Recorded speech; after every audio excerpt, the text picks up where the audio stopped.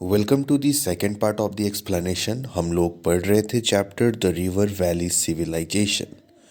ये part second है। In case अभी तक आपने पार्ट फर्स्ट नहीं देखा है तो जाकर देख ले, वो उस वीडियो का लिंक डिस्क्रिप्शन में मिल जाएगा। Let's continue. The Indus valley civilization. The Indus Valley civilization came to light only during the third decade of the 20th century.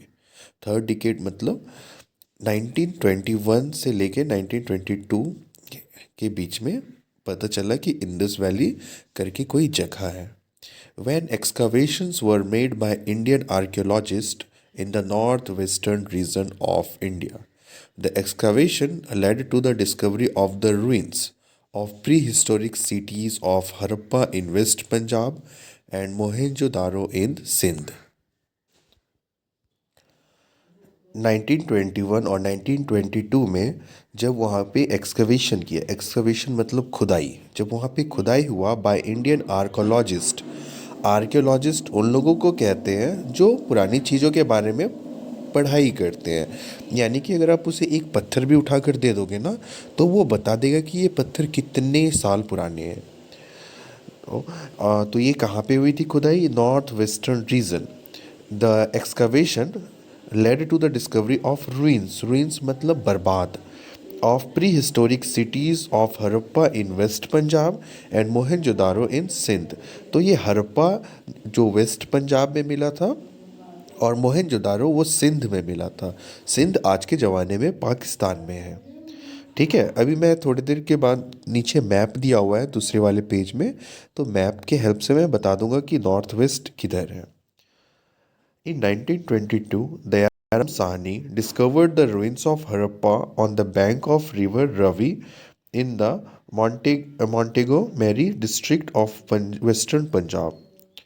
Rakhal Das Banerjee discovered the ruins of Mohenjo-daro, meaning Mound of the Dead, on the bank of river Indus in the Larkana district of Sindh. Both these sites are now in Pakistan. For your kind information, यहाँ जो हमने पंजाब पढ़ा था ना, तो ये पंजाब जो है वो पाकिस्तान का पंजाब है। अगर आपको नहीं पता तो पाकिस्तान में भी पंजाब है एक, और इंडिया में भी पंजाब है। मैं मैप के हेल्प से अब आपको बताता हूँ जिससे कि आपको क्लैरिटी मिल जाएगी। आप देखिए इसे, ये इंडिया का मैप है और यहाँ पर आप देखो, ये है ना पाकिस्तान हो गया यहाँ पे, तो और यहाँ पे देखो हड़प्पा है, हड़प्पा मिल गया, और यहाँ पर देखिए आप मोहनजोदारो। ठीक है, तो ये दोनों साइट्स, और यहाँ पे जितने भी ये रेड डॉट दिए हैं ना, ये सारे साइट्स हैं, पुराने पुराने साइट्स है, प्री हिस्टोरिक सिटीज़ है। ये शहर थे पर अभी ये ज़मीन के अंदर दफन हो चुके हैं। तो इसे ही खुदाई करके फिर से ढूंढा गया, और उसका जब पढ़ाई किया गया तो लोगों के होश उड़ गए कि ये कितना पुराना है। Since the city of Harappa was the first site to be excavated, excavated मतलब ढूंढा गया, खुदाई करके उससे निकाला गया। This civilization came to be known as Harappan civilization, since these sites were found on the bank of the river Indus and its tributaries।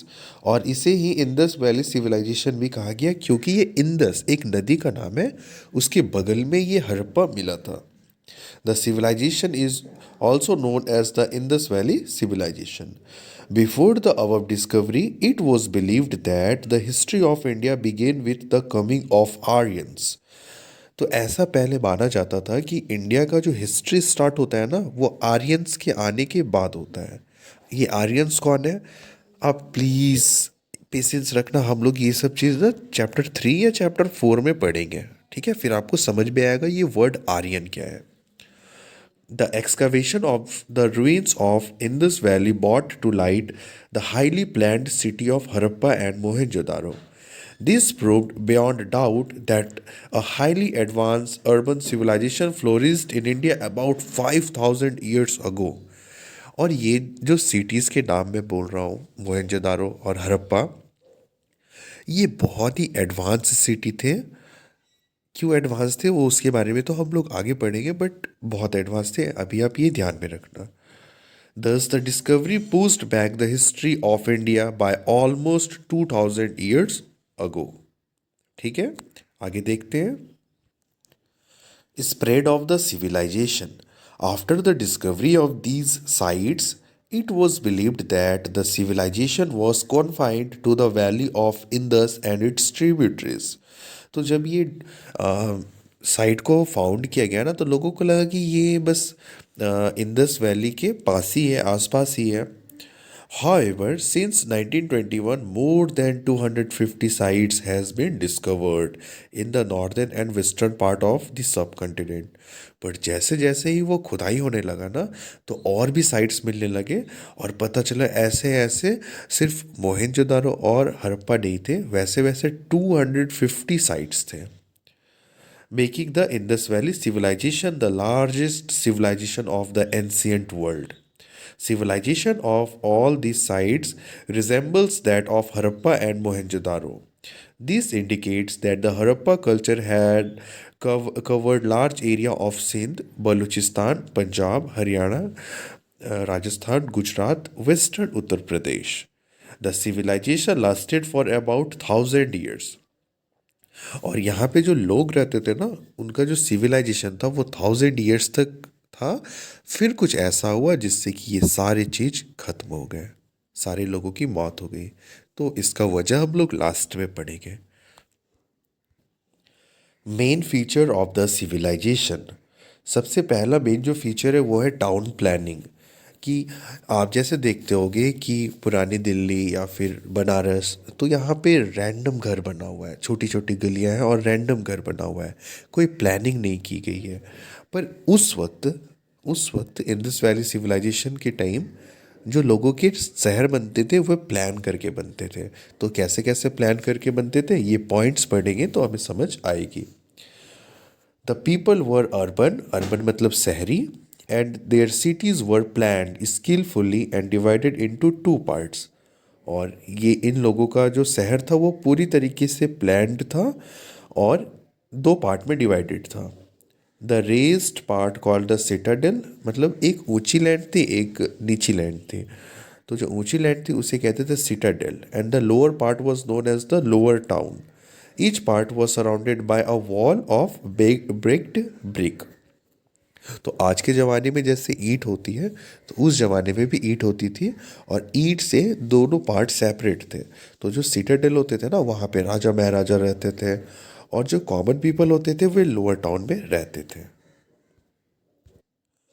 The main streets were wide and straight and they cut each other at right angle. तो जो रास्ते होते थे वो बहुत बड़े होते थे और वो स्ट्रेट होते थे. फिर है fire burned bricks were used for paving the street. तो स्ट्रीट जो रास्ते बनते थे वो जो आज के ज़माने में हम लोग ईंटा इस्तेमाल करते हैं ना, ईंट, उसी ईंट के बनते थे. Houses were of different sizes and had either one और टू स्टोरी. ठीक है, एक महल या दो महल, ठीक है, दो फ्लोर होते थे. They were build on a raised platform for protection against flood. और ये सब बने होते थे ऊंचे जगह पर, ताकि जब बाढ़ आए ना तो बाढ़ का पानी घर में ना घुस पाए. The houses had also had wells and bathrooms. उस जमाने में घर पर बाथरूम होते थे और कुएं भी होते थे. They had few Windows but many doors. घर में तो कुछ खिड़कियाँ होती थी पर दरवाजे जो होते थे वे बहुत सारे होते थे. There were also very large buildings which were used as palaces और असेंबली हॉल्स. और वहाँ पर बड़े बड़े घर भी होते थे, बड़े बड़े बिल्डिंग्स होते थे जिसमें कि कोई भी फंक्शन वगैरह होता था ना, तो उसी के अंदर होते थे. जैसे टाउन हॉल होता है या फिर कोई मैरिज हॉल होता है तो वो काफ़ी बड़ा होता है, उसके अंदर कोई फंक्शन होते हैं, तो उसी तरीके से. The great granary at Harappa was most important building in the citadel. जैसा कि मैंने अभी आपको थोड़ी देर पहले बताया कि जो सिटाडेल होते थे उसमें राजा महाराजा, मतलब अपर क्लास के लोग रहते थे, जितने भी बिजनेसमैन होते थे वो लोग सिटाडेल में रहते थे और कॉमन पीपल नीचे रहता था लोअर टाउन में. तो सिटाडेल में एक बहुत बड़ा ग्रेनरी बना हुआ था. ग्रेनरी का मतलब होता है कि जो भी फसल हुआ ना तो वो फसल उसमें स्टोर रहता था. चूँकि जो सिटाडेल थे वो ऊंची जगह पर थे तो बाढ़ का भी खतरा नहीं होता था और ग्रेन्स प्रोटेक्ट भी रहते थे. The Great Granary at Harappa was most important building in the citadel. Similarly, the largest building in Mohenjo-daro was also a granary, which ran 46-meter long and 15-meter wide. These granaries were used to store food grains. अनाज रखने की काम आती थी ये granaries, और ये Citadel में होते थे, और सिटाडेल में किंग रहते थे और एरिस्टोक्रेटिक क्लास रहते थे। एरिस्टोक्रेटिक क्लास मतलब जो अमीर लोग होते थे वो रहते थे। आगे पढ़ते हैं। हम लोग पढ़ रहे थे चैप्टर रिवर वैली सिविलाइजेशन। फिर हमने देखा रिवर वैली सिविलाइजेशन में भी बहुत सारे सिविलाइजेशंस हुए हैं, जैसा कि यह नाम लिखा है Indus valley, Mesopotamian, Egyptian, Chinese. तो उसमें भी हम लोग अभी जो पढ़ रहे हैं वो पढ़ रहे थे इंडस वैली, और इसमें भी पढ़ रहे थे features of the civilization. Features यानी कि क्या क्या खूबियाँ थी उस सिविलाइजेशन का। तो जो सबसे पहला हमने फीचर्स देखा वो था टाउन प्लानिंग। हाँ देखो, main features of the civilization क्या था? पहला टाउन प्लानिंग। अब जो दूसरा फीचर पढ़ेंगे तो वो है ग्रेट बाथ एट मोहेंजोदारो। तो क्या है ये ग्रेट बाथ? तो ग्रेट बाथ वैसे सच कुछ खास नहीं है, बट स्विमिंग पूल है, स्विमिंग पूल के जैसा है, एक तालाब के जैसा है। Mohenjo-daro had a great bath.